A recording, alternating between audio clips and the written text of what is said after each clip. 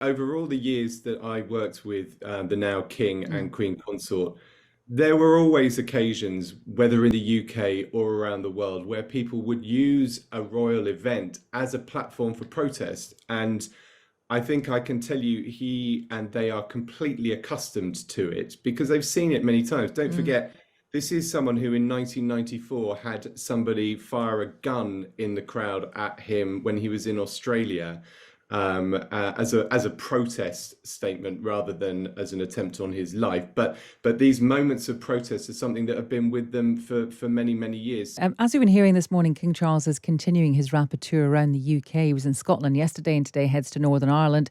It's only days since the death of his mother, so why are these visits so important? Let's talk again to Julian Payne. He was Charles and Camilla's communications secretary for nearly 6 years, and he's speaking to us exclusively on Times Radio this week. Good morning to you again, Julian. Good morning. This tour of the four nations, is this protocol or is this King Charles's idea, do you think?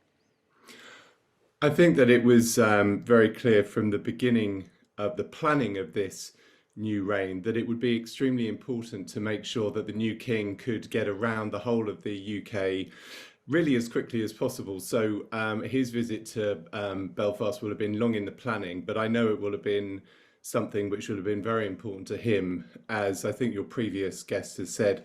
He's visited Belfast many times. It's part of the UK which he has great affection for. Mm. So yes, it is protocol, but I think it's something that he will be doing very happily. Mm.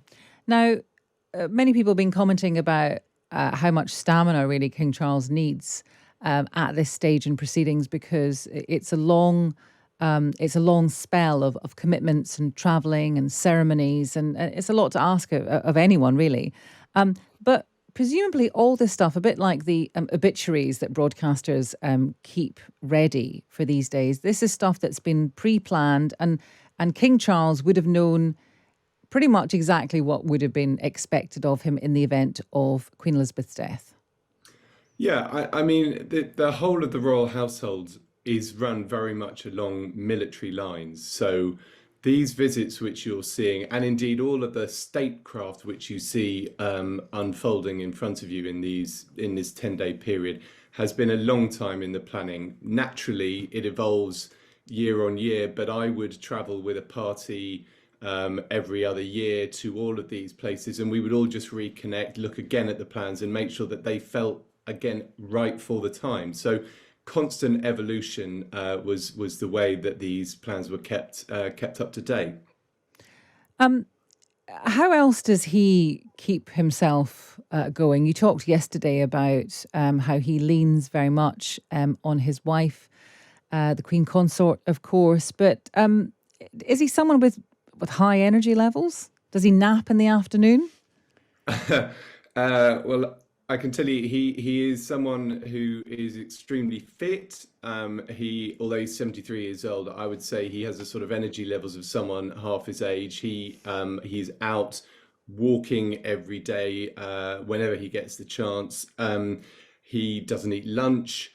He has a light breakfast. He goes all the way through to dinner time, but he's very mindful of eating well, staying healthy, and that's probably natural to him. But I think he obviously understands this is a big job that he's undertaking, so it's important that he stays in good shape. Mm. Why doesn't he have lunch? I wish I knew. It would have saved me getting hungry many, many times. Oh, you poor thing. It's sort of you time shift it. So his first after breakfast, the first time he stops is at tea at 5 o'clock when he'll have some sandwiches and maybe a bit of cake. Oh. But yes, if you were traveling with him, the one thing you learned pretty early on was to make sure you had a couple of nut bars or something in your bag to keep you going. Oh, my heart goes out to you. It really does. You poor thing. Now, the speeches, Julian, the speeches he's been making, people have been picking out bits of it and saying, it was perfect for the moment. How involved would he have been in writing those speeches or updating them? Because again, presumably some of them would be written long in advance.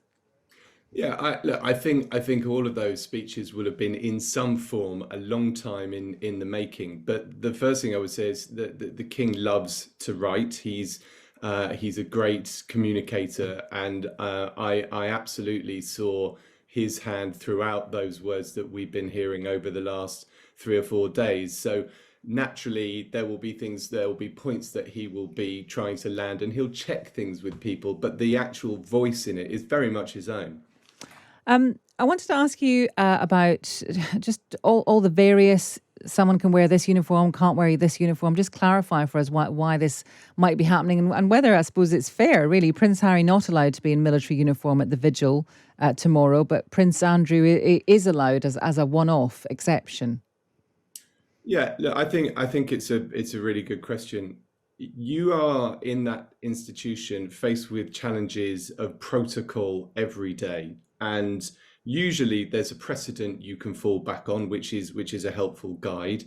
I suspect in this instance that what they've tried to do is simply find a way of delineating between working members of the royal family and those who are not, and that is what's driven the decision. There is obviously different points of view around that, and I wouldn't suggest otherwise. But what I can tell you is, at the heart, these are problems that they will be trying to solve in the best and most sympathetic way possible. One other issue that's come up, and you will have seen, of course, on the news and on social media, is that people being arrested for holding up signs. One man, who we're going to speak to later, threatened with arrest for holding a blank piece of paper up because of what he might write on it. And the rationale for this has been, well, it's for their own safety, it's a breach of the peace, etc., etc. Do you think that people should be able to express a polite view? Not all of them are polite, but some of them are, that they don't support the monarchy. And what do you think Prince Charles would make of these people being arrested? Sorry, King Charles would think of these people being arrested. Well, look, fortunately, I'm not a member of the judiciary, so I don't have to think about what absolutely the right way to go about it is. But I tell you what I think. Over all the years that I worked with the now King and Queen Consort, there were always occasions, whether in the UK or around the world, where people would use a royal event as a platform for protest. And I think I can tell you he and they are completely accustomed to it because they've seen it many times. Don't forget, this is someone who in 1994 had somebody fire a gun in the crowd at him when he was in Australia, as a protest statement rather than as an attempt on his life. But these moments of protest are something that have been with them for many, many years. So for him, I think he will be entirely unsurprised that it is happening. But as to the correct legal consequence of it, that would be for others to decide. And finally, I said that you were Charles and Camilla's communications secretary for nearly 6 years, and obviously went on to do other things. Do you wish you were almost still in the job, or not? It's a good question. I had a fantastic time doing the job. The great thing about the privilege of being on Times Radio and the other couple of things that I and some of my colleagues are able to do is we are still able to hopefully explain a little bit about the man, the institution. So in a funny way, you sort of are still able to do a little bit of the job, even from the outside. Good answer, Julian. Thank you. And you said Times Radio as well, so 10 points for you. He should be in comms. He should. Julian Payne, who was Charles and Camilla's communications secretary for nearly 6 years.